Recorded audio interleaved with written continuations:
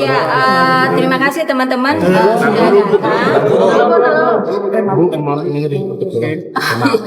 Kameramen udah? Ya, silakan Mbak, Bu. Ya, mulai. Mbak. Selamat siang rekan-rekan semuanya. Kami Arwin Hatosmal, saya dan sebelah saya Ibu Siti Aminah. Kami adalah tim kuasa hukum Ibu Paula Verhoeven. Pada kesempatan yang baik ini kami sudah melaporkan, ini yang kedua kalinya. Yang pertama kemarin Ibu Paula ke Komisi Yudisial dan hari ini kami ke Badan Pengawas MA. Pertanyaannya, kenapa kami ke bawah MA? Berdasarkan hasil investigasi dan proses peradilan yang kami analisis bahwa ada dugaan pelanggaran administratif pengadilan yang sangat jelas dalam proses persidangan ini. Kami menduga ada 3 poin dalam dugaan pelanggaran administratif. Yang pertama, Jadi sebenarnya teman-teman pada sidang bacaan putusan kami kuasa hukum Paula dan kuasa hukum Ibu dan majelis hakim menyepakati sidang pembacaan putusan itu dilakukan secara e-court. Jadi e-court itu adalah melalui sistem tertutup, gitu ya, melalui email dan seterusnya. Tapi kemudian pada pelaksanaannya, Mbak Im Wong dan kuasa hukumnya datang ke pengadilan dan meminta majelis hakim untuk membukanya dan kemudian melakukan wawancara dengan media. Sementara kami sebagai kuasa dari Paula tidak diinformasikan terkait perubahan sistem persidangan. Dalam konteks hukum acara perdata itu melanggar ajas keseimbangan dan ajas untuk mendengar para pihak. Jadi kalau dalam konteks hukum perdata setiap keputusan, setiap kesepakatan itu harus dilakukan oleh para pihak. Hakim harus melakukan itu ketika ada pihak termohon dan pemohon. Itu dugaan pelanggaran terkait pembacaan sidang putusan di mana kami tidak mendapatkan perlakuan yang sama. Kami tidak diinformasikan perubahan dari e-court ke kemudian persidangan yang terbuka. Itu yang kami mintakan agar Bawas memeriksa pelanggaran administrasi peradilan ini agar juga tidak terulang dan menghormati setiap hak dari pemohon dan termohon. Kemudian isu yang kedua yang kami mintakan adalah terkait tersebarnya cuplikan atau putusan yang diklaim sebagai putusan perceraian Paula dan Mbak I. Dalam catatan kami, putusan itu masih dalam tahap minutasi. Minutasi itu adalah tahapan pemberkasan yang nanti akan disampaikan ke sistem pengarsipan dan kemudian baru diunggah di website putusan.go.id.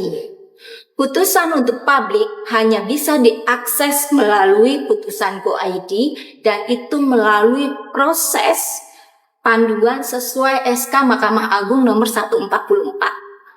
Namun kemudian ini tersebar sedemikian rupa dan kami menemukan ini dikonstruksikan untuk hal-hal dengan itikat yang tidak baik.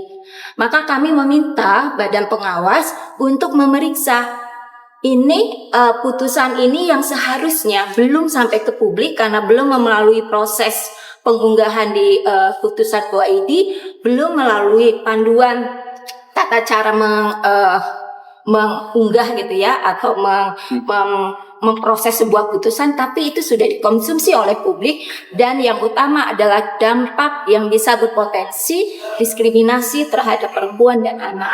Itu yang juga kami mintakan untuk dilakukan penelusuran siapa dan bagaimana putusan itu bisa sampai kepada publik Bapak segera. Nah, yang ketiga, jangan lupa kita sudah punya undang-undang perlindungan data pribadi.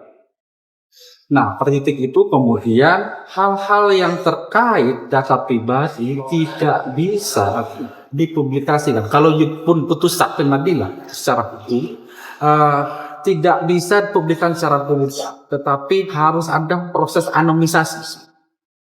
Namun ya tadi nampaknya pengadilan dan banyak pihak belum aware terhadap kasus itu.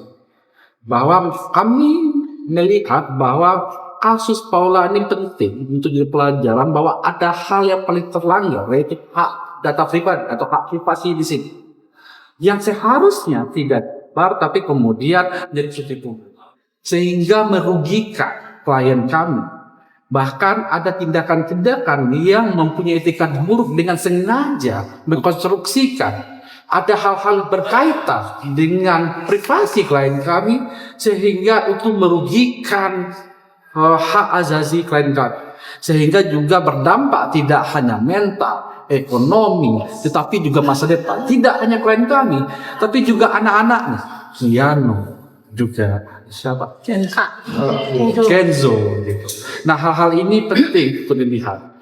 Bahkan menurut kami kasus ini harus dari pintu masuk untuk mereform juga. Bagaimana seharusnya limitasi perkara dipublikasikan secara layak dapat kursi publik untuk kemaslahatan kita bersama. Bang, Bu, mungkin munculnya Paula sendiri dari kemarin ke sampai hari ini ke MA sampai akhirnya Paula muncul di podcast itu seperti apa? Mungkin merasa terzolimi atau mungkin pembelaan dari seorang Paula? Bang, lihatnya ke depan aja, Bang. Ya, ada satu hal yang menarik dalam laporan kita, yaitu kami juga melihat ada gap antara pernyataan yang disampaikan oleh juru bicara pengadilan lama dengan teks yang ada dalam putusan. Misalnya mengatakan bahwa terbukti adanya orang ketiga. Kata-kata terbukti ada orang ketiga itu menginisiasi publik, sehingga seakan-akan ada perselingkuhan tanda kutip, ada hubungan intim dan lain-lain. Dan ini tidak ada kalau kita cek dalam putusan itu tidak ada. Dan ini sangat merugikan. Itulah yang membuat Bu Paula kemarin secara reaktif pergi ke KY, dan nanti akan kita lengkapi dalam selanjutnya, bahwa ada ketidakseimbangan antara teks dan apa yang disampaikan. Juru bicara FA harusnya tidak beropini, harusnya dia cuma menyatakan apa yang ada dalam teks amar putusan, tidak atau setidaknya proses, tidak masuk substansi dan beropini terhadap putusan. Nah, itulah yang kita lihat selama ini berkembang heboh sekali, sehingga kita lihat Bu Paula menjadi korban haram hal ini, terzalimi, dipojokkan karena pernyataan-pernyataan yang tendensius dan tidak tepat. Itu juga kami masukkan dalam. Bang, mungkin termasuk dari unggahan itu yang bocor ke media sosial, mungkin termasuk ada bagian di halaman 121 yang bocor di medsos, salah satunya mengunggah bahwa diduga Ibu Paula mengidap penyakit apa gitu. Oke, teman-teman, untuk putusan itu kan kita belum clear ya, yang disampaikan ke publik itu yang mana.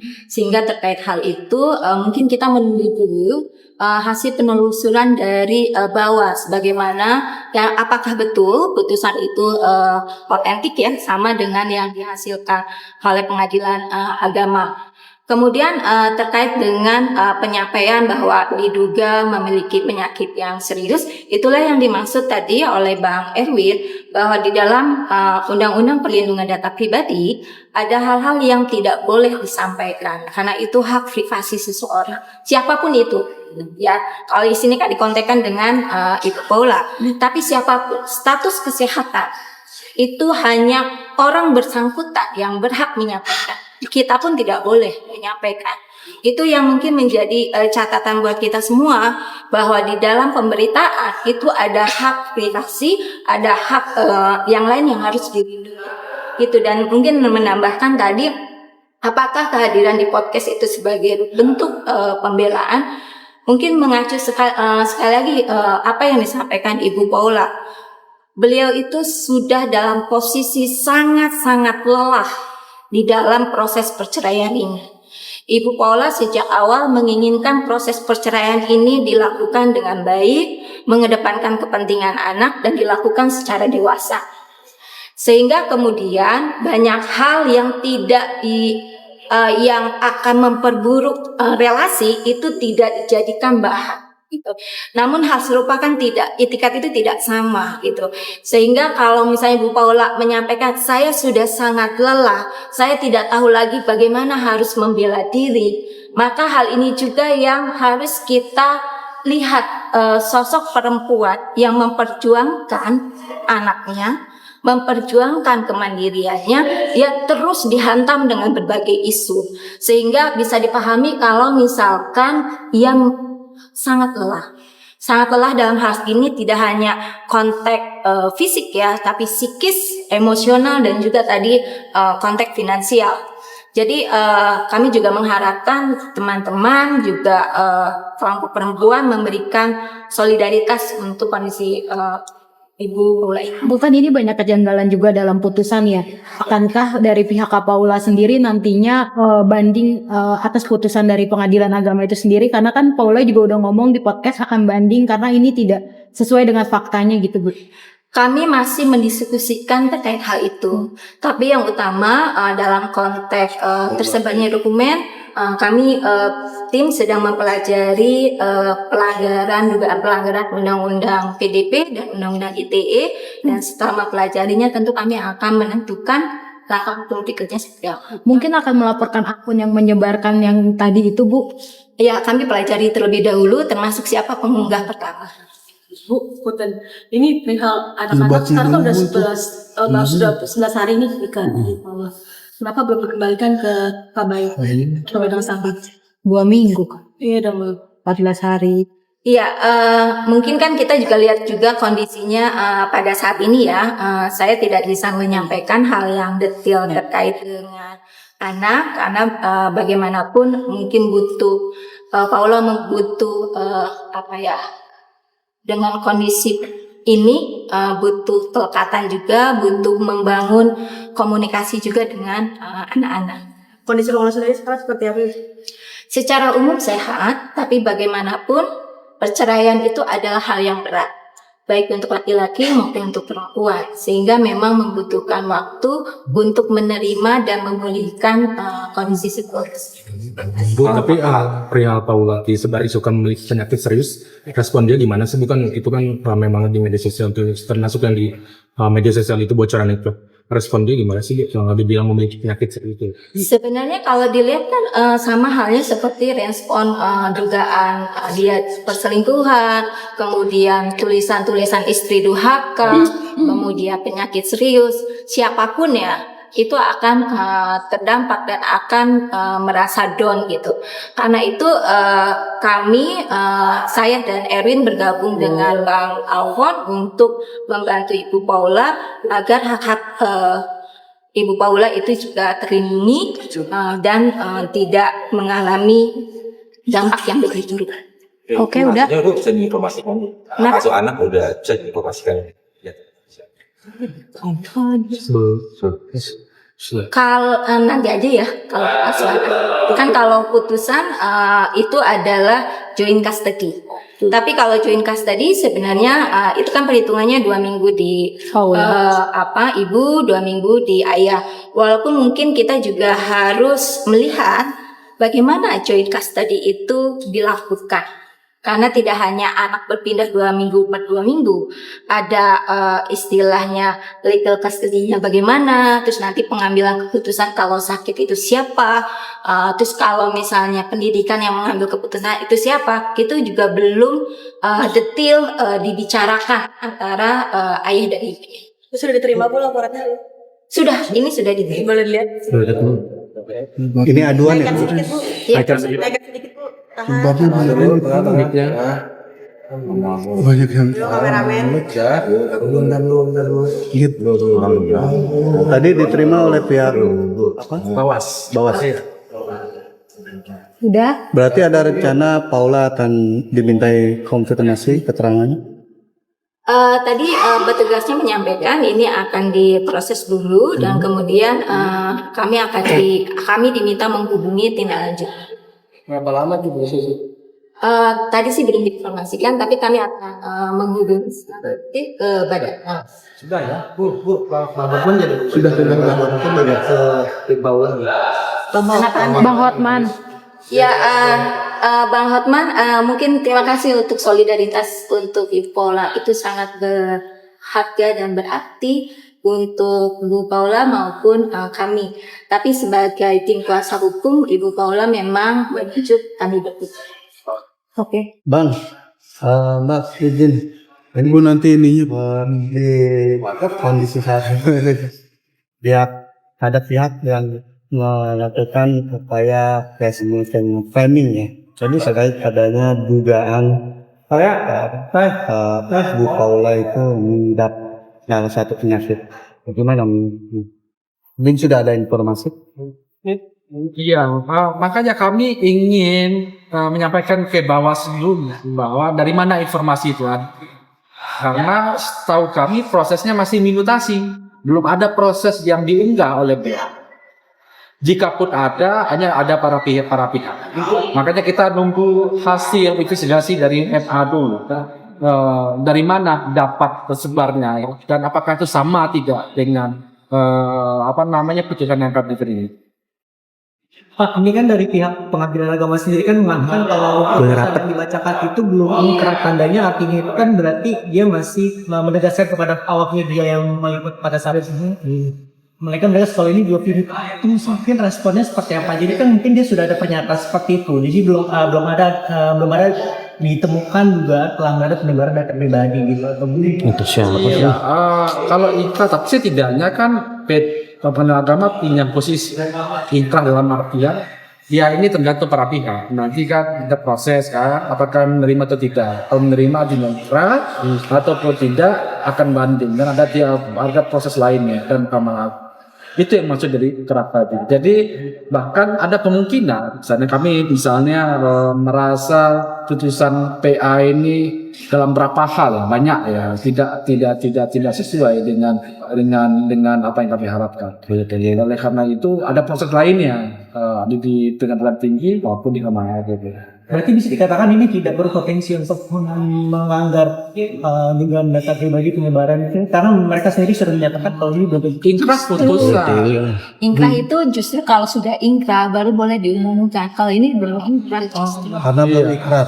Betul. Jangankan inkrah, masuk ke putusan agak edit saja belum. Belum jadi unggah mutasi kok udah tersebar ada informasi begini informasi begitu dari mana gitu loh. Itu yang perlu ya katakan mungkin dalam rangka framing bisa jadi. Oke, jadi atas dasar itu akhirnya Paula akhirnya melakukan itu. Oke Bang, jadi siapa nih Bang menurut Abang sebagai kuasa hukum Paula aktor utama di balik bocornya putusan ini siapa menurut Abang, dari pihak pengadilan kah apa dari pihak penggugat kah gitu Bang? Kita investigasi ke Mahkamah Agung Bawas, biar Bawas yang memeriksa. Kita tidak bisa meraba-raba dan menunjuk hidung siapa pelaku. Biarkan Mahkamah Agung karena prosesnya harusnya masih berjalan minutasi. Kok bisa sampai ada ini? Biar aja Mahkamah. Kami tunggu masalah. Kita tunggu. Ada kemungkinan dari pihak Baim atau pengacaranya juga Bang mungkin? Dia kan sering preskon juga gitu Bang. Untuk dari Kapolda sendiri dengan adanya penyebaran hal tersebut yang sekarang beredar di media sosial dan tertuju matanya ke semangat ke Kapolda, ada rencana untuk melaporkan ke polisi atau gimana ya? Tadi kami masih mempelajari ya terkait dengan undang-undang perlindungan data pribadi dan undang-undang ITE, kemudian siapa pengunggah itu. Jadi kami masih membutuhkan waktu untuk mempelajari hal itu dan kemudian mendiskusikan langkah-langkah itu. Jadi untuk Kapolda sendiri tidak ada diskus dong sudah puas. Udah dia. Berarti Bang ini ada unsur pidana juga Bang ya dalam kasus ini Bang ya? Ada unsur pidananya juga ya dalam bocornya ini Bang? Jika ada itikat buruk mempublikasikan tidak berdasarkan proses yang sesuai, ya pasti. Ini untuk Kapolda sendiri kan membahasnya mungkin lebih ke arah mental dan sebagainya. Kira-kira mungkin dari Kapolda sendiri langkah apa sih untuk memperbaiki semua? Kira akan ini menjadi namanya dari Kapolda sendiri seperti apa? Mungkin ada diskusi untuk namanya gelar preskon atau apa? Dia kira nama Kapolda Ya, sebenarnya kalau untuk memperbaiki ya sebenarnya kan selama setahun ini kalau teman-teman amati bagaimana upaya Paula untuk menjaga agar informasi yang disampaikan kepada publik itu ya tidak membuat itu negatif kesannya ya. Jadi sebenarnya upaya memperbaiki situasi itu tidak bisa ditingkatkan hanya kepada Paula, tapi kepada pihak-pihak juga yang menimbulkan informasi ini menjadi sedemikian menjadi polemik lah ya. Jadi itu kalau misalnya bagaimana responnya tadi Ibu Paula secara umum kesehatannya baik, tapi memang membutuhkan waktu untuk memahami, membutuhkan waktu untuk penguatan untuk menghadapkan. Karena kami melihat sebenarnya kalau dalam konteks hak asasi perempuan ya, upaya ini kan ibaratnya kalau orang main tinju ya, itu kan pukul sampai ibaratnya membela diri pun tidak bisa. Nah, kalau dalam konteks isu kekerasan terhadap perempuan, mungkin saja ini juga bukan hal terakhir yang akan dihadapi oleh Ibu Paula. Jadi itu yang juga kami mengharapkan solidaritas dari pada Ibu Paula. Karena ke depan mungkin dia itu tidak. Bang, berarti penegasan terakhir ini bukan membantah hasil putusan ya, hanya memperjuangkan kenapa bisa bocor aja gitu Bang ya, bukan membantah hasil putusan Bang ya.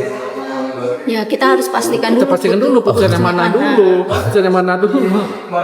Ya, apa yang dikeluarkan hakim itu Bang yang ramai juga dibicarakan itu Bang. Yang bocor kan kita juga belum tahu apakah itu memang betul putusan itu. Nah itu kan yang bocor salah satu soal map yang mungkin agak sensitif, soal serius dibilang itu pemberitaan itu ya. Itu gimana maksudnya ini responnya? Ya, karena itu kami meminta badan pengawas untuk menelusuri. Itu diinformasikan ke publik, padahal putusan itu masih proses minutasi, itu putusan apa? Siapa? Kan gitu ya. Itu baru ke badan pengawasnya. Nah, kalau konteks apakah dari kuasa hukum atau dari yang kami tidak tahu. Karena juga kami harus cek juga apakah, karena harusnya tidak demikian ya. Nah, tapi sebagai kuasa hukum Paula kan tentunya menerima hasil putusan juga kan. Apakah sama dengan yang diucapkan oleh hakim tersebut? Tadi disampaikan apa yang diucapkan juru bicara dengan teks yang ada di putusan itu berbeda. Apa contohnya apa yang berbeda? Tadi adanya terbukti adanya pihak ketiga. Kalau Anda baca teks itu enggak? Apa tuh? Terbukti adanya pihak ketiga. Itu Pihak ketiga nggak ada Bang. apa namanya? Kalau bunyi teksnya nggak ada. Itu kan opini dari makanya saya pikir kita harus firm dulu yang mana putusannya. Oke, siap. Makasih Bang. Ibu, nama ibu yang ini kan Bu Siti sama Bang Erwin ya? Iya. Kasih Bu.